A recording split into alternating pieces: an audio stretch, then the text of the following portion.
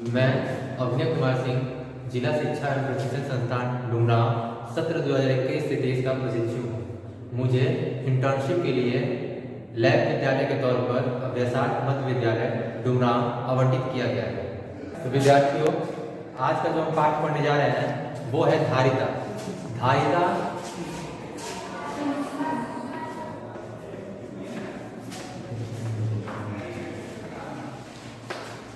धारिता धारिता शब्द का अर्थ है धारण करने की क्षमता।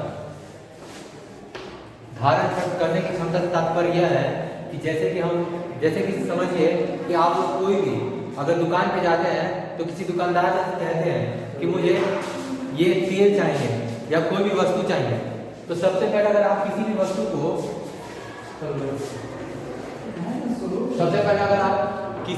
को अगर लेने जा रहे हैं तो दुकानदार से क्या कहेंगे कि आप मुझे ये मतलब किसी भी वस्तु का एक यूनिट होगा। यूनिट या तो यूनिट केजी हो सकता है या तो यूनिट लीटर हो सकता है। तात्पर्य यह है कि अगर मान लीजिए कि चीनी लेना है तो चीनी किस चीज में लेंगे? क्या हम दुकानदार को यह बोल सकते हैं कि मुझे 1 लीटर चीनी चाहिए? हम ऐसा नहीं बोल सकते क्योंकि दो वस्तुओं को दो भाग में हम अलग कर सकते हैं। एक हो सकता है तरल में और एक हो सकता है ठोस में। कोई भी अगर वो चीज तरल है, तरल के लिए हमारा यूनिट होगा लीटर और ठोस वस्तु के लिए हमारा यूनिट होगा केजी।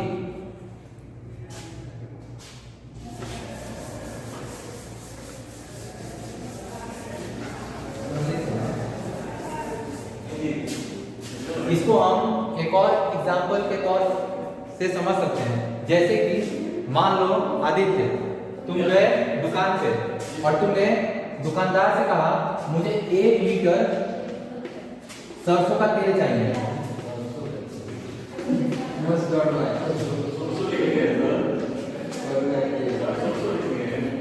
सरसों का तेल चाहिए। तुम ऐसा दुकान से जाके तो क्यों बोलते हो? क्योंकि जो सरसों का तेल है वो एक तरल पदार्थ है। तो तरल है तो उसके लिए हमारा कौन सा यूनिट मेजर होगा? उसको हम लीटर में कर देंगे। अगर वही तुम श्याम, अगर तुम दुकान पे जाओगे और बोलोगे कि मुझे 1 केजी चीनी चाहिए, तो चीनी के लिए हम क्या यूज करेंगे?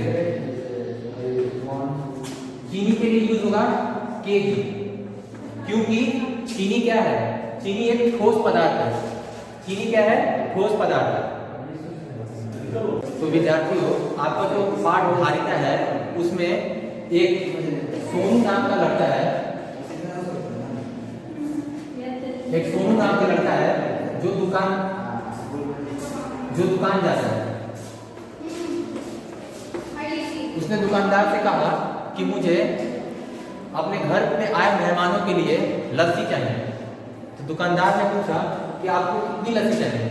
तो सोनू ये चीज को बता नहीं पाता है क्योंकि उससे इस चीज का ज्ञान नहीं होता कि घर में आए मेहमानों को लस्सी दे कैसे। तो फिर दुकानदार ने ये कहा कि आपके घर में जो गिलास है वो उसका माप कितना है?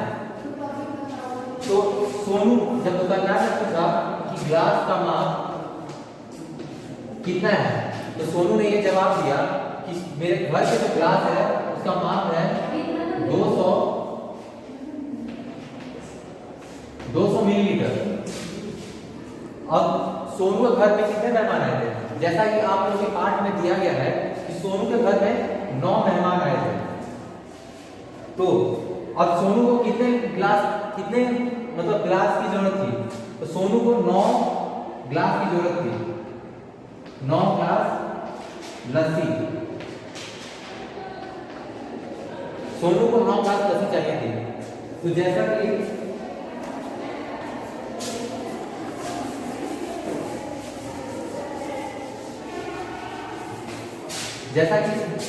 पाठ में दिया गया है, अगर एक गिलास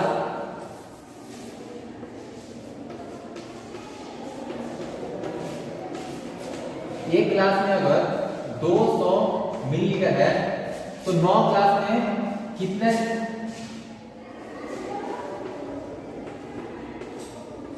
9 ग्लास में कितना मिलीलीटर लस्सी चाहिए?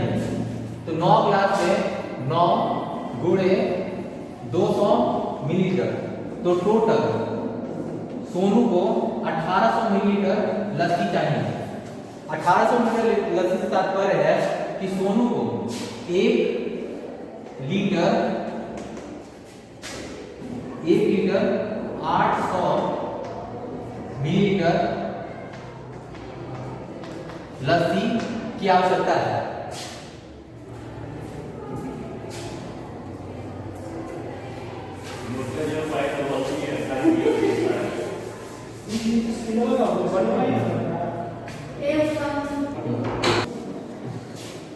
जैसा कि जो हमारा एग्जाम्पल था उसमें हमने देखा कि कैसे 1800 मिलीलीटर को लीटर में बदल सकते हैं। तो आप सभी अपने कॉपी में इस चीज को लिख लीजिए कि 1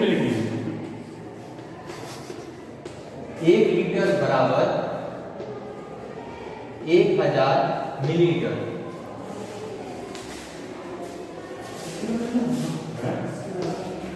आप सभी इस चीज को नोट कर लीजिए कि 1 लीटर बराबर 1000 मिलीलीटर।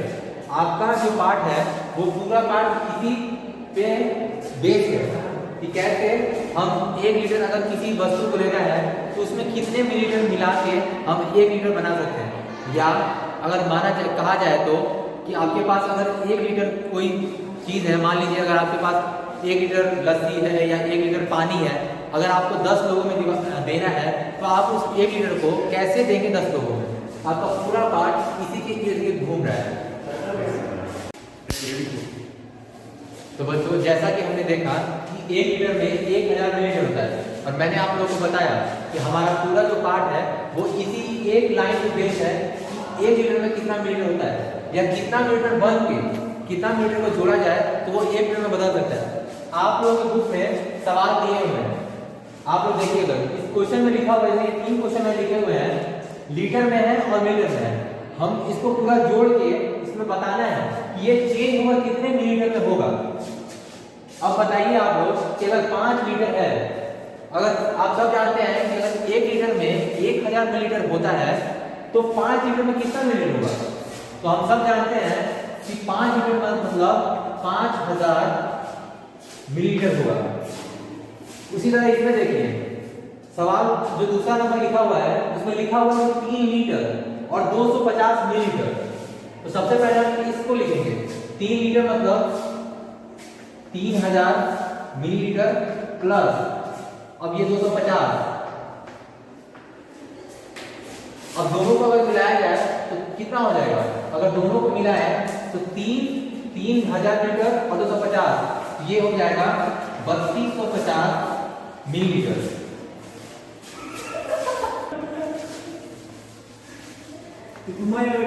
वीडियो में हम इसको लिख देते हैं 3250 मिलीलीटर। सेम उसी तरह इसमें देखिए 4 लीटर और 630 मिलीलीटर होगा। तो हम जानते हैं आप लोग कि 4 लीटर क्या लिख सकते हैं?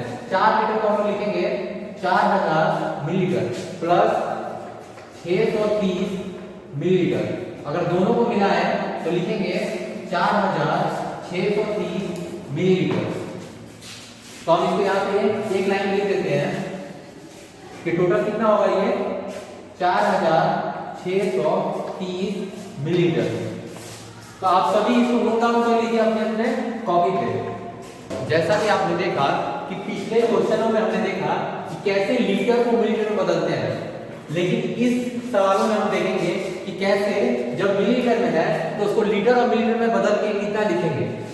जैसा कि इस क्वेश्चन में हम देख सकते हैं इसमें 2500 मिलीलीटर लिखा हुआ है यानी 2500 मिलीलीटर। अगर 2500 लीटर में है तो आप सब बताइए कि इसमें कितना लीटर हो सकता है और कितना मिलीलीटर हो सकता है। तो जैसा कि हम जानते हैं कि इसमें 2 लीटर और 500 मिलीलीटर हो सकता है।